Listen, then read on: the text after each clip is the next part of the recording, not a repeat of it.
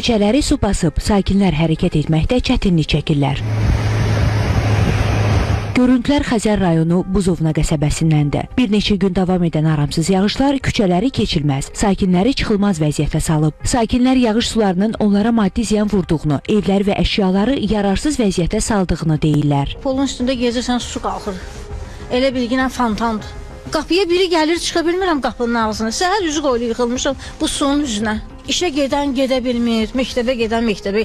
Adicə qapıdan çıxıb mağazinə gedib bir parça çörəyi alıb götürüb gələ bilmirik, yeyək. Evim nə gündədir, mebellər dağılıb, baş ayaq qoymuşuq, hər şeyi qaldırmışıq. Evin içində su basıb, özümüz daşıyırıq evdən, bayıra atırıq. Nə qədər ataq, elə ev sudur da.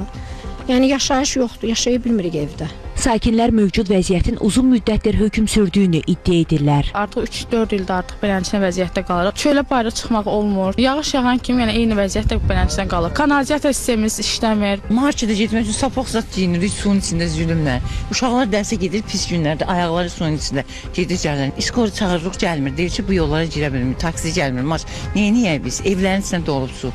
Vəziyyət çətindir, çox pis vəziyyətliyib saat. Məsələ ilə bağlı iri şəhərlərin Birləşmiş Su Təchizatı xidmətindən Xəzər xəbərə bildirildi ki, mərkəzləşmiş su və kanalizasiya şəbəkəsi yoxdur. Belə ərazilərdə infrastrukturun qurulması və su basma hallarının qarşısının alınması məqsədi ilə tikinti quruculuq işləri aparılır. Sözü gedən ünvanda da tullantı su təchizatının qurulması mərhələli şəkildə həyata keçiriləcək. Aytən Fehruz Rafael Əliyev, Xəzər xəbər.